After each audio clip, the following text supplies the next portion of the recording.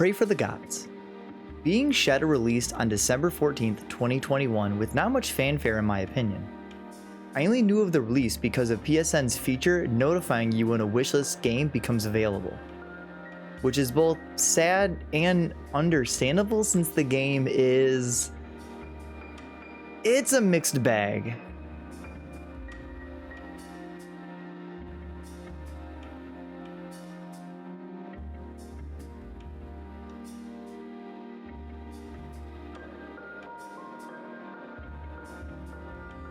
Being advertised as combining the gameplay of Shadow of the Colossus, Deus Ex, DayZ, and Bloodborne. I can't speak for the middle two games, but I don't see any Bloodborne in it, and Praey is, for lack of a better phrase, a Shadow of the Colossus clone. I mean, they're not the same, but they are. But the gameplay is different, but it's not. I mean, the story's different, but they're both extremely ambiguous.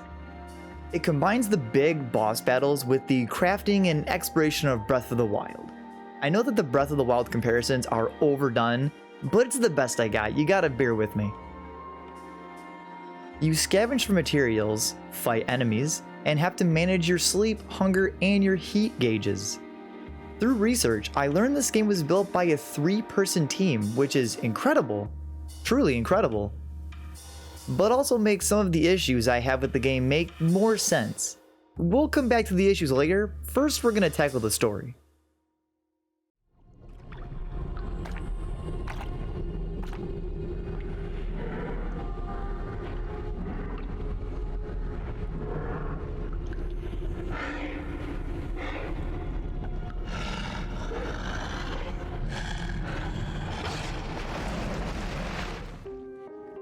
So, yeah, if you came here for story depth, then you'll probably be disappointed. But as I mentioned the comparison between Praey and Shadow of the Colossus, then you probably have expected a vague story, which is exactly what we got. I do want to bring up a PlayStation blog post from 2016 in which Brian, the director of No Matter Studios, states, "We could have gone with the typical AAA ideal, voiceover, heavy narrative, and long cutscenes. There's a place for that in games, but as a 3-person studio, we knew that kind of storytelling wouldn't be right for us." It's a good call, and the game I feel isn't really any worse or better for it, honestly. During my playtime, I never really became invested in the story or even the lore, which works out for me, but it might not be for everyone. Although the game's ending, like Shadow, gives you that "wait a minute" feeling, the overview of the game states, you must survive the colossal dangers that you encounter. To restore balance and reclaim the land from the brink, you will be faced with questions that not even a god knows the answer to. Which again, sure? I didn't really get that sense. More of a thing happens, it makes no sense. I move on to murdering the big bosses the game has, which brings us right into the gameplay.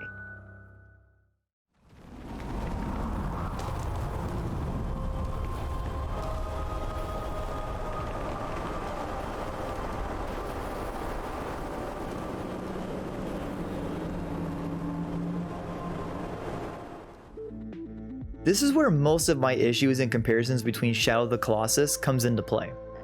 When I said earlier that Praey combines the gameplay of Shadow of the Colossus, this game wears its influence very, very obviously.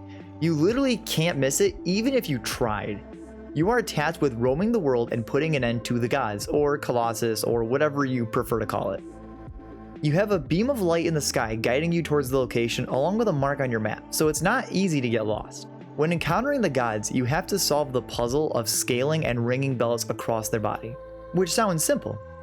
In Shadow, you use a sword and here you ring bells, but it's the pacing of the battles and the climbing mechanics I found to break my enjoyment. So in Shadow, you have stamina, and whenever you are climbing or gripping for dear life, your stamina drains. It's pretty simple. In Praey For the Gods, every action except attacking uses your stamina. Jumping, running, holding on, and rolling. There's nothing wrong with this, but the pacing of some bosses just felt terrible. The main culprit of this is the 7th boss. My recording sessions to scale and defeat this boss took almost an hour. This isn't because I had no idea what to do. In fact, I knew what to do from the start. The problem is the wonky jumping and grabbing. To best explain this again, in Shadow, when you start to stumble, fall, or make a leap of faith, you can hold the grab button to latch on in an instant to save yourself. In Praey, this isn't how it feels. If you even nick a surface you aren't supposed to grab, you just kind of fall to the ground. There's really no chance of recovery. If you aren't grabbing specific objects, then you can't catch the ledge. If the god shakes and you start to stumble, then if you press the grab button, you have to wait for the stumble animation to completely end before grabbing hold. The amount of frustration this gave me, I actually had to step away from the game for a little bit. Even the actual tension of battles feels lacking. Every fight is simply broken down into you pressing the grab button, moving a little when you're able, when shaken, mash, for me, the triangle button to keep yourself stable, and ring the bell 3 times. There's just something missing to make the battle feel more dramatic or tense. This could be the annoying movement that takes away from this feeling. I'm honestly not sure. Now, not all bosses had this issue. All the airborne bosses I felt were exciting and very well paced. I'm not sure why this is, but it's probably because of the tension of managing stamina so that when you fall, you have enough to paraglide safely to the ground. Oh yeah! Did I forget to mention this game has a paraglider? Huh, wonder where I seen that one before. It functions pretty much how every paraglider in video game works, no more and no less. Outside of battles is the open world of Praey for the Gods. This part of the game's downtime does offer a cool mix-up not found in Shadow, where you can fight enemies, explore caves and ruins, hunt animals, and find collectibles to upgrade your stats. Depending on the difficulty you play on, you might get more or less enjoyment out of exploring. You have a hunger, sleep, and heat gauge you are meant to maintain, as I mentioned earlier. On higher difficulties, these matter so much more. But on normal mode, where I played, it didn't matter as much. If hunger drops to 0, your stamina recovery is worsened. I honestly have no idea what the sleep gauge affects, so sorry, I guess we're never sleeping? Although if you are caught in a blizzard, you can actually just whip out a bedroll and sleep and skip right past it, right out in the open. That easy. Now, skipping the blizzard can actually be helpful because if your heat gauge drops down to 0, then you continuously take damage until you're in critical health. Now, the higher the difficulty though, you can die from freezing to death. So the world has cool dynamic systems in place to enrich the open world, but in normal mode, none of these really became an issue for me, so maybe a higher difficulty might make the game more enjoyable? As for crafting though, you are able to collect materials to upgrade your armor stats and craft basic level weapons. But it's a very underdeveloped system and doesn't really feel satisfying when you craft. Armor upgrading is just seeing a number go up. I never noticed too much of a difference in my upgraded stats. When crafting weapons, it makes a basic weak weapon, but it's only for fighting enemies in the open world. Weapons have no impact on the boss battles in any way that I noticed, so weapons are negligible. You can cook food, you find, but it's as simple as just making a fire, choosing to cook food, and that's it. Not as robust as cooking in, say, Breath of the Wild or games of its ilk. My biggest issue with the game overall is actually the open world itself. The world is fairly massive and all the exploring you do is on foot.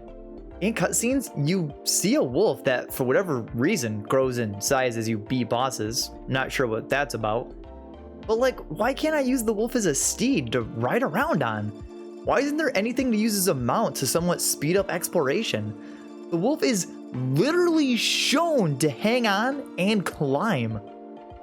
So what's the reason I can't use him as a mount to climb around for more ease of travel? It really makes me not want to look around the world for totems, which is the only way to increase your health and stamina, by the way. Yeah, if you don't find 3 totems, you'll never be able to upgrade your key features, and unlike Shadow of the Colossus, beating a boss does not increase your stamina cap over time, or even reward you with a free totem in this game. So you are heavily pushed into exploring the world of Praey, unless you kind of want to make the game harder for yourself. Now, something I love in every video game is soundtrack, the music. For me, it greatly enhances the game and is always something I come back and listen to. It is with a sad sigh that Praey For the Gods soundtrack is not memorable at all for me. Granted, some of the bosses' music is decent, but I can't even remember what any of them sound like, and that even includes the boss I was stuck on for almost an hour. And that's not even mentioning if there's ever even music playing. I swear almost all the time I spent exploring the world, I never had any music play. I mean, except for a single piece that I swear isn't even really music. Like, what the heck even is this?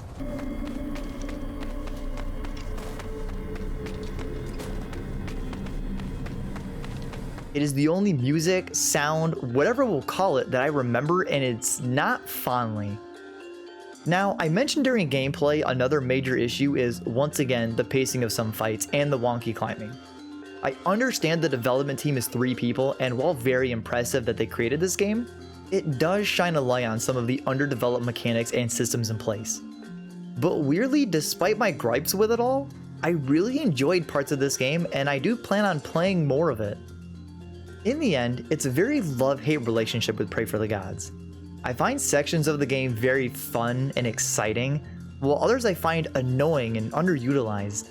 Some fights are amazing and give a great sense of scale and tension, while others are kind of wonky and take too long to finish. I think you should play Praey For the Gods for yourself and see what you think. And if you do, come back and let me know your thoughts. I'd love to see what you think of the game. But be warned, this game I feel is an acquired taste and it might not be for everyone. Hey, thanks for sticking around to the end of the video. I really appreciate it so much. I hope you enjoyed my dive into Praey For the Gods, and maybe you'll stick around and check out some past videos I've made, or await future videos that come out. I stream games over on Twitch at twitch.tv/AzurePKK during the week, so hopefully I'll see you there. But with that, I'll get out of here and I'll see all of you next time, and don't forget to stay platinum.